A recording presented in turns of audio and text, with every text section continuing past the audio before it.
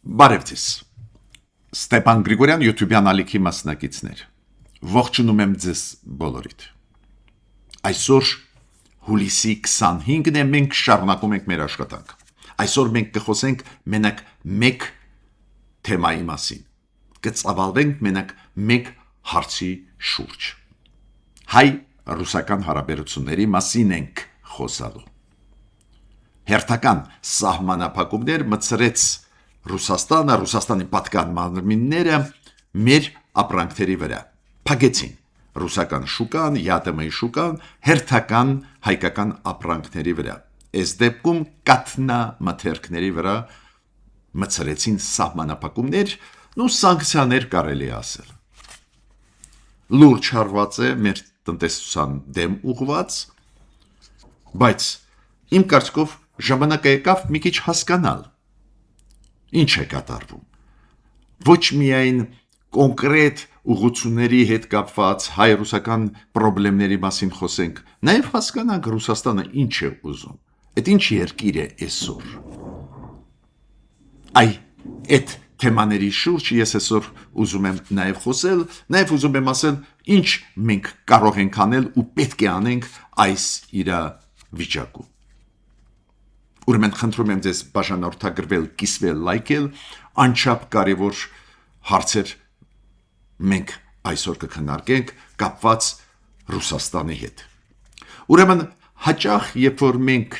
նայում ենք Ռուսաստանի վրա, վերլուծում ենք Ռուսաստանը, մենք հիշում ենք, որ Ռուսաստանը եղել է սովետական միության տեսքով ու Հայաստանը հանրապետություններ սովետական միության մեջ։ Բացի դրանից մենք հիշում ենք անկախ Ռուսաստանը Ելցինի ժամանակվա եւ անկախ Ռուսաստանը Պուտինի ժամանակ առաջի 10-ամյակում Պուտինի կառավարման մինչև 2010 թիվ։ Ուրեմն Ելցինի ժամանակահատված կա Ռուսաստանի եւ կա Պուտինի ժամանակահատված 2000 թվից մինչև 2010 թիվ։ Պնդում եմ, որ այդ Ռուսաստանը սովետական միության տեսքով, Ելցինի տեսքով եւ Պուտինի տեսքով մինչև 2010 թիվ այլ երկիր էր, համեմատ այն Ռուսաստանի, որը մենք ունենք վերջի 25 տարի։ Այսօրվա Պուտինյան Ռուսաստանը էականորեն այն Ռուսաստանից տարբերվում է։ Մենք տեսնում ենք լրջագույն ազատությունների հետ կապված սահմանափակումներ, մենք տեսնում ենք բավական դաժան քաղաքականություն հարևանների նկատմամբ ու առաջերտին դա պատերազմը ուղղակի եղբայրների դեմ, ուկրաինացիների դեմ, ուրեմն դաժան է դառնում այդ երկիրը։ Ես հիմա ձեզ կբերեմ մի քանի օրինակներ, ինչ օրենքներ են ընդունվում Ռուսաստանում, բոլորդ գիտեք այդ սահմանափակումների հետ կապված, մարդու իրավունքների հետ կապված, բոլորս գիտենք այն մասսայական փախած Ռուսաստանից ընդդիմադիրներ, մեծահարուստներ, որոնք ուղղակի քաղաքական հալածյաններն էին, փախած են հիմա, ու դա 100,000-ավոր, միլիոնավոր մարդիկ են։ Մենք տեսնում ենք Ուկրաինայի պատերազմի պատճառով փախած Ռուսաստանից լրջագույն թիվ մարդկանց, սահմանափակումներ երկրի ներսում, ազատությունների հետ կապված, ձերբակալություններ, անհեթեթ ուղղակի քրեական գործեր, բլոգերների դեմ, ժուրնալիստների դեմ, բայց 2-3 էլի օրինակներ կբերեմ, ինչ վիճակում է գտնվում Ռուսաստանը, որ դուք պատկերացնեք։ Ուրեմն Ռուսաստանում ընդունվեց Պետդումայի կողմից վերջի օրերս օրենք, որի համաձայն իրանք իրավունք ունեն պետական մարմինները ստեղծել սև ցուցակ Ռուսաստանի քաղաքացիների, ովքեր կամ դուրս են եկել Ռուսաստանից, չեն ուզե պատերազմել, կամ ուղղակի դուրս եկան Ռուսաստանից, չուզենալով ապրել այդ երկրում, ու այդ մարդկանց նկատմամբ եւ ովքեր չեր ուզում պատերազմել Ուկրաինայի դեմ, եւ ովքեր այդ պարտականությունները չունեին, բայց դուրս եկան Ռուսաստանից վերջի ժամանակներս, ահավոր պատժամիջոցներ, ոչ միայն քրեական գործ հարուցում, նաև զրկել սեփականությունից, տներից, չգիտեմ, բանկային հաշիվներից, դաժան ինչ որ օրենք, երբ որ ես մի մասը կարտացի, ապշեցուցիչ էր ինձ համար։ Դուք գիտեք, որ ու այդ մարդկանց անվանումը կլինի ժողովրդի թշնամիներ։ Ես պետք է ասեմ, որ մի քանի ժամանակ առաջ հիշում եք, որ Պուտինը ստորագրեց օրենք, որի համաձայն Ռուսաստանն է որոշում, որ երկիր կարող է մտցնել զորք, օրինակ եթե Ռուսաստանը համարի, որ ռուսալեզու մարդկանց այդ երկրում ճնշում են։ Ակնհայտ ագրեսիվ քաղաքականություն ու անհեթեթ բաներ շատ ենք լսում Ռուսաստանի հետ կապված, օրինակ շատ ու շատ միգրանտներ լեգիտիմացնում են իրենց վիճակը Ռուսաստանում ամուսնություն ձևակերպելով ֆիկտիվ ամուսնություն ռուս կանանց հետ ու գործահասել են նրան, որ 80 տարուց ավելի ծեր կանանց հետ իրանք ձևակերպում էին այդ ֆիկտիվ ամուսնություններ ու հիմա այդ երկրում այդպես մեծ թափարավ այդ process-ը, որ պետդուման ընդունեց օրենք, որ 80-ից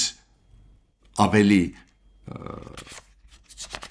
ծեր կանանց հետ չի կարելի միգրանտներին ամուսնություն ձևակերպել։ Տեսակ ինչ երկիր է, որ անհեթեթ ինչ-որ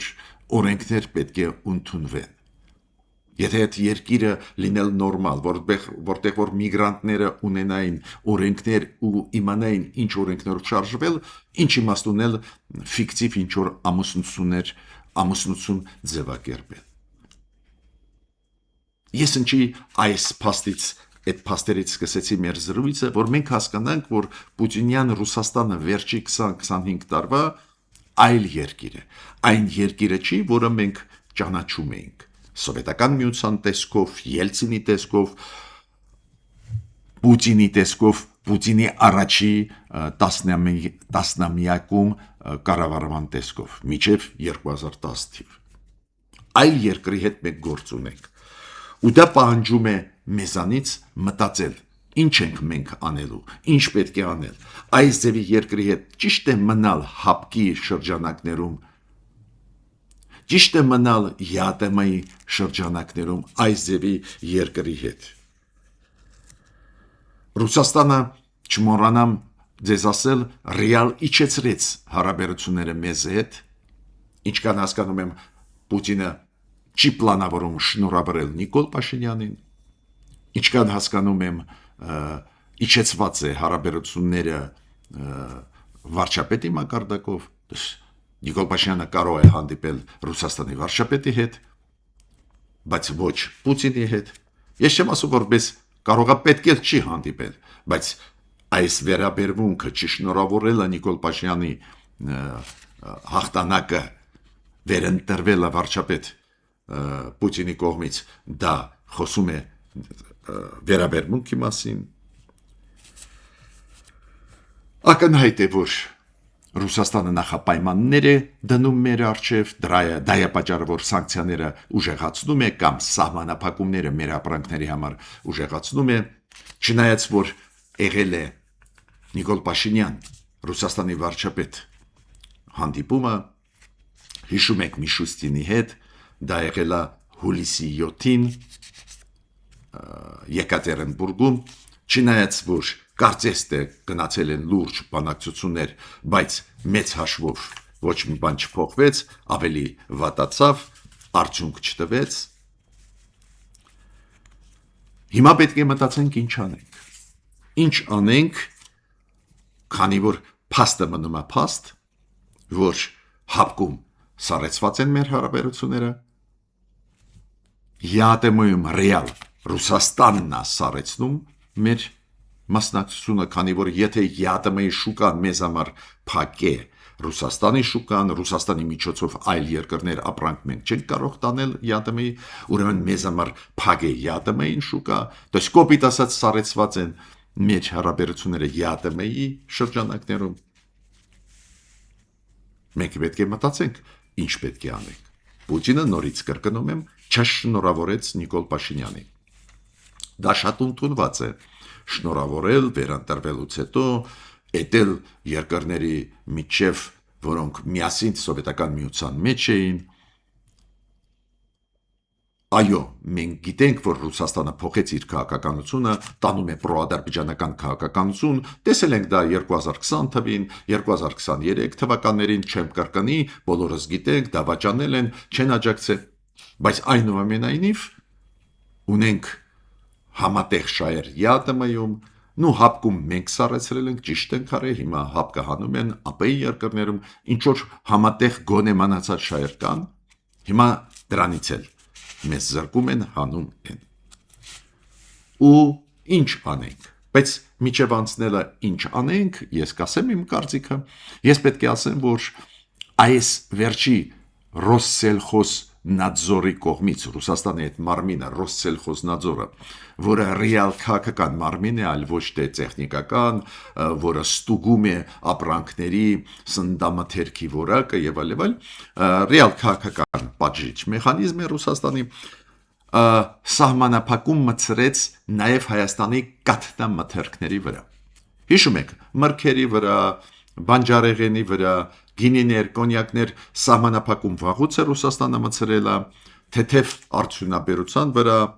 սննդա արդյունաբերության վրա, այդ սահմանափակումների մասին դուք հիշում եք, կոշտ կիրառվում են մեր ապրանքների դեմ ուղված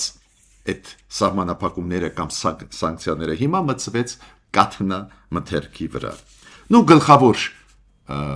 պահանջը Ռուսաստանի կամ դիտողությունը, որ այդ կաթնամթերքը ստանում են այն կողերից, որոնք հիվանդ են, ու երկրորդը այդ կաթնամթերքը կոմպոնենտներ ունի, բաղադրիչներ ունի, հումք ունի, որը բերված է երրորդ երկրներից, ոչ ԵԱՏՄ երկրներից։ Էսա ֆորմալ առիթը փակել, բայց մենք գիտենք դա քաղաքական որոշում է, բայց բացի դրանից պարզվեց, որ դել սուտ է, ինչ ասում է Ռոսսելխոզնադզորը։ Ինչու՞։ Մեր պատկան մարմինները համապատասխան, որը զբաղվում են սննդի որակով, դա կոչվում է սննդամթերքի անվտանգության տեսչական մարմին։ Մենք այսդեպի տեսչական մարմին սննդամթերքի անվտանգության հետ կապված Հայաստանում ունենք, այդ ինստիտուտը պետք է զարգացնենք, ուժեղացնենք, եվրոպական ստանդարտներին բերենք, նաև այդ ինստիտուտը, որը ստուգումները անում մեր սննդամթերքի, բայց այդ ինստիտուտը, այդ տեսչական մարմինը արեց ուսումնասիրություն հենց Ռոսսելխոզնադզորի պատվիրակության հետ եկած Հայաստան։ 4 կաթնամթերք արտադրող գործարաններում խոշորագույն եղել են ու ոչ մի դիտողություն իրանք չունեն։ Բայց չնայած նրա պաշտոնական որոշում ընդունեցին։ Իմիջիալ ասեմ ձեզ, այս տեսչական մարմինը ավելի ակտիվ, ավելի օպերատիվ պետք է աշխատի, ուրեմն ֆինանսական պետք է հագեցում տա կառավարությունը, տեխնիկական հագեցում, եվրոպացիներին բերի նստածնի, քանի որ եթե մենք ուզում ենք, որ շուկան բացվի, եվրոպական ու մեր ապրանքները մտնեն Եվրոպան, պարզ է տեսչությունը ուժեղ պետք է լինի, ստուգի, պահանջի մեր արտադրողներից նաև որակը, նաև աջակցի, այս ինստիտուտը պետք է ուժեղացնենք։ Ու այդ ինստիտուտը տեսչական մարմինը իմիջիալոց հիմա զբաղվում է այն հարցով, պրոբլեմով, որը եղավ, դուք հիշում եք, հուլիսի 14-ին Բաստիլիա օրվա կապակցությամբ Ֆրանսիայի դեսպանատուն անցկացրեց մեծ միջոցառում դեսպանատան շենքում ու այնտեղ մի շարք բավական մեծ թվով մասնակիցներ հրավիրված թունավորվեցին։ Միսեր, ծուկներ, դժվար է ասել, հիմա այս տեսչությունը զբաղվում է նաև այդ հարցով։ Ինչ եմ ուզում ասել։ Այս խնդիրները կապված որակի հետ մեր սննդի, կապված մեր ապրանքների որակի հետ անչափ կարևոր խնդիր է։ Այս մարմնի նկատմամբ վստահություն պետք է ունենան այլ երկրների համապատասխան տեսչական մարմինները, որ մեր ապրանքը ի վերջո գտնի շուկաներ։ Մեր առջև փակեցին շուկա, ինչքան հասկանում եմ, հետ չի կանգնի Ռուսաստանը, ուրեմն պետք է նոր շուկաներ, բայց նոր շուկաներ առանց լավացնելու քո աշխատանքի, նաև քո տեսչության մարմինների չի ստացվի։ Հիմա դուք գիտեք, վերջի կոնտակտը բարձր մակարդակով Հայաստան, Ռուսաստան եղել է հուլիսի 7-ին, երբ որ Միշուստինը հանդիպեց Փաշինյանի հետ։ Միշուստինը Ռուսաստանի վարչապետն է։ Դուք հիշում եք պատվիրակություններով, քննարկումներ եղան, որից պարզ դարձավ ինձ համար, որ ոչ մի առաջընթաց չի լինի, քանի որ Ռուսաստանը պահանջում է, որ մենք հրաժարվենք եվրոինտեգրացիայից, ու հիմա հրաժարվենք հստակ, պահանջում է, որ ատոմակայանը մենք չկառուցենք, ամերիկացիների հետ իրենց հետ կառուցենք, ու ռեալ պահանջում է տարբեր ձևակերպումներով ռեալ պահանջում է, որ թրիփը չիրականացվի։ Այդ երեք նախապայման Ռուսաստանը դնում է։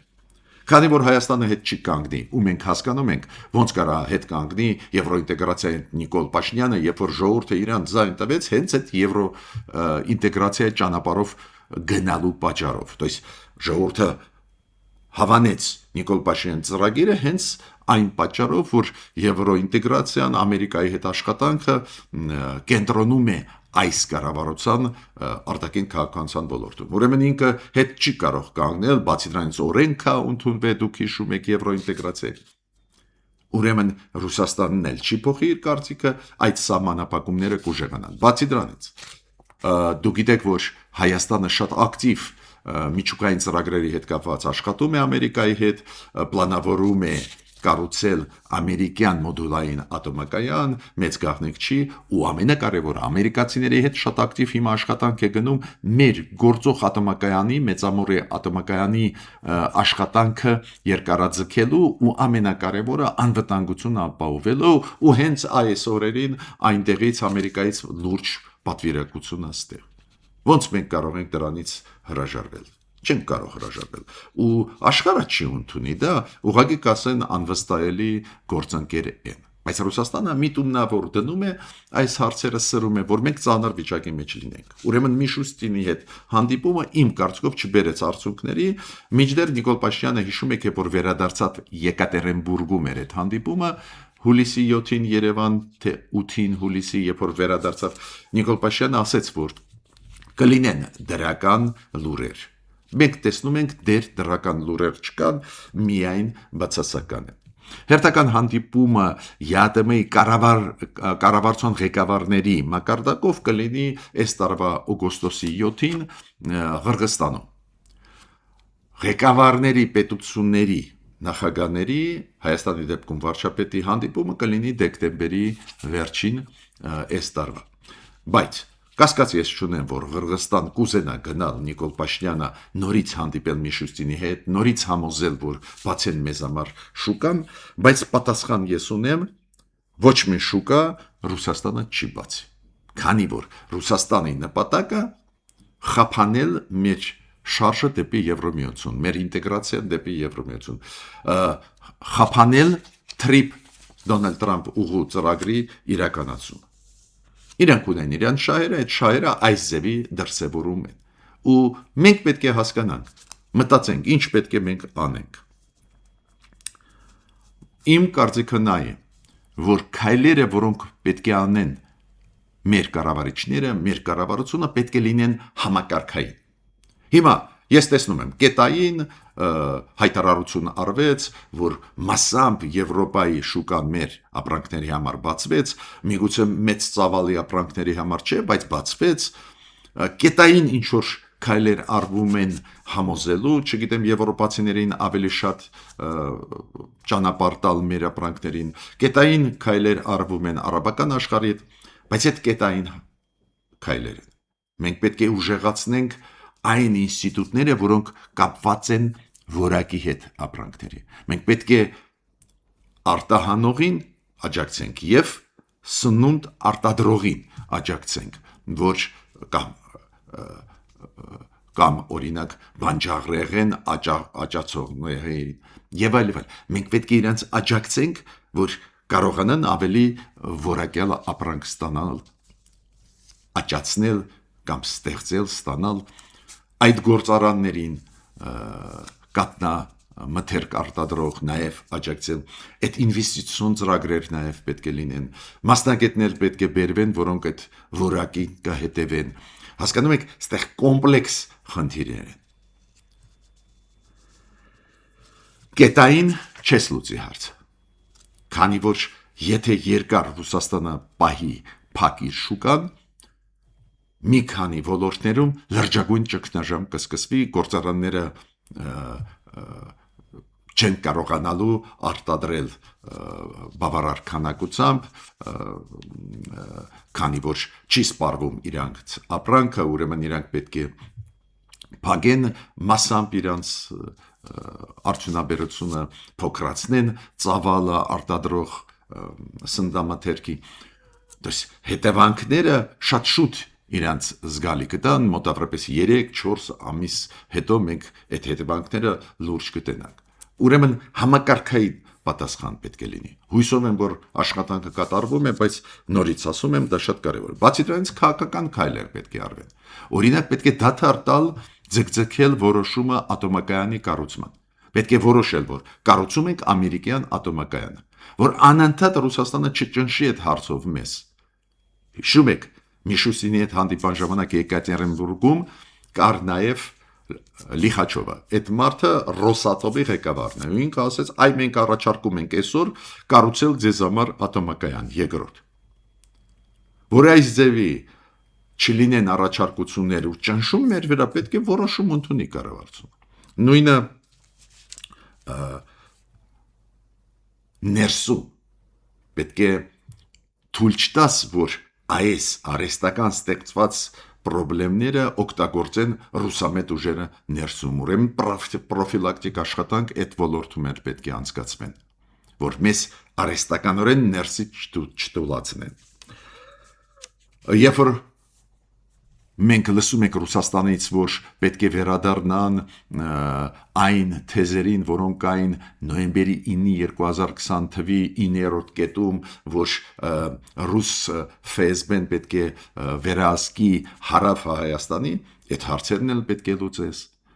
Կոպիտ ասած, ռուս սահմանապաներին Իրանի սահմանից պետք է հանես։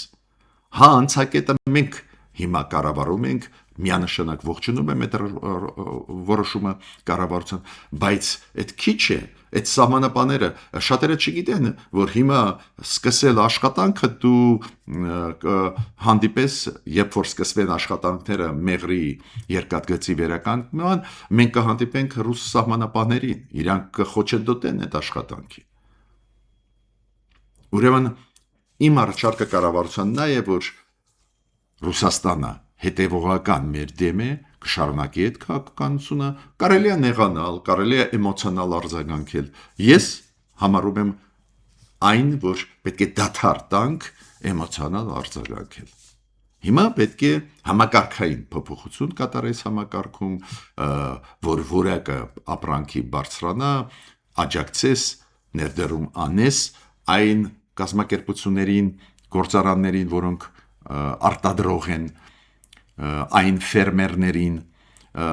ու այս ճանապարհով գնալ, ել ավելի արագ ինտեգրվել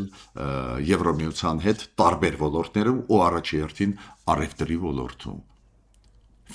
ֆիտոսանիտարական ոլորտներում